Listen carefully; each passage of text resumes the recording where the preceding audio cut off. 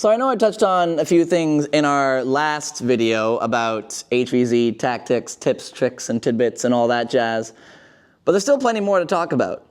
And for this video, we are going to be talking about moving and positioning. See, when it comes to things like HvZ, you're not doing a lot of ducking and dodging and diving and all that.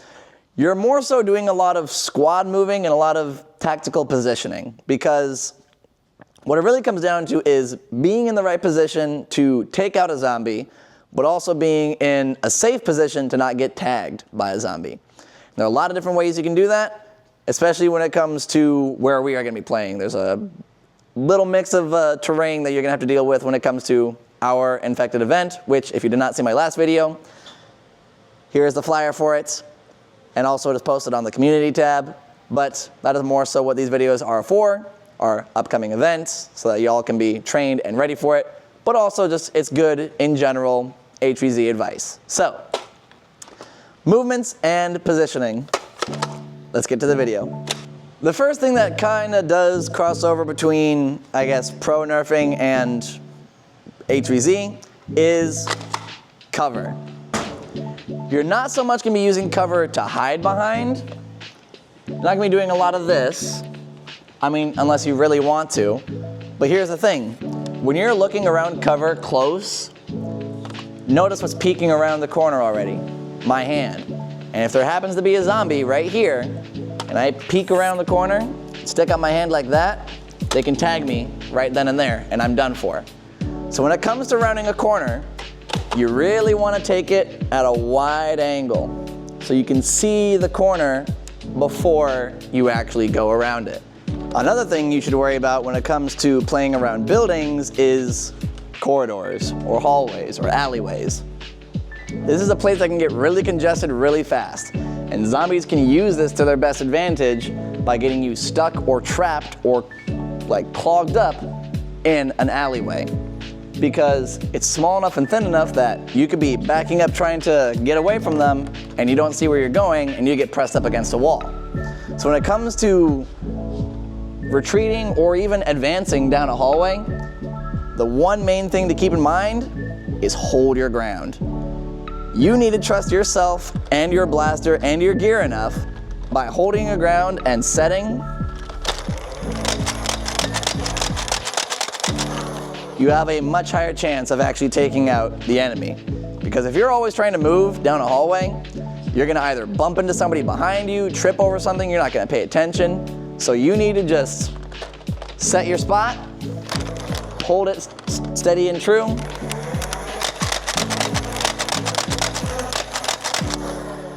and it's all yours. Another thing to know and remember is when it comes to reloading, there are two main positions you really should be in. Either one, always moving, because if you're holding still trying to reload for too long, you'll get distracted and you'll lose focus. If anything, try to reload as you're backing away or as you're moving forward, because holding still is going to get you too focused on the task, and then, oh, a zombie just tagged me.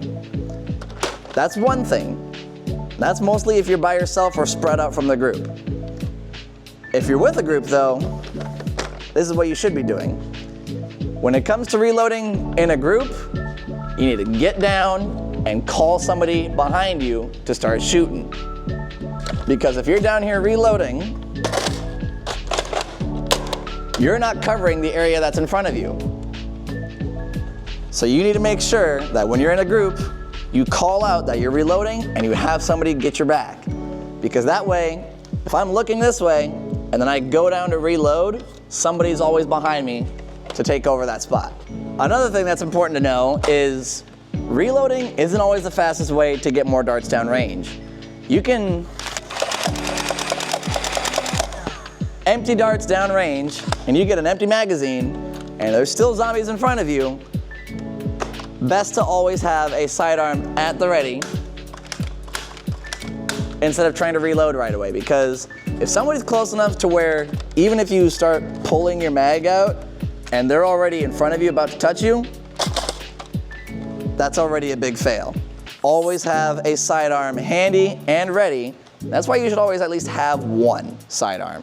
Some extra blaster to have if something goes wrong with your primary. The final bit of advice is don't make yourself such a big, encumbrant target that you're gonna ruin everybody else's day. Because if you're becoming such a huge thing with how much gear you're carrying on you and your blaster is sticking way out to one side, or it's so big and bulky that you become essentially two people, you're gonna make it difficult for everybody else to have a good time. Because you're getting in the way of their fun, you're also getting in the way of trying to complete the mission, and you're also making it difficult on yourself having so many extra things on hand. Like, obviously this isn't as extreme as it could get, but at the same time, this is still pretty bulky. Big magazines, a big heavy magazine on the blaster. A blaster, I gotta have my arms way out like this. I could turn a corner and smack somebody next to me if I wasn't careful. So if you're gonna be getting ready for an HvZ, and if you're trying to do good positioning and training, make sure you yourself are not getting in somebody else's position.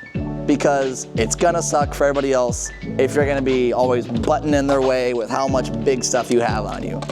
So just plan accordingly. Carry the right amount of things, don't make yourself too big and bulky, and you won't get in anybody else's way.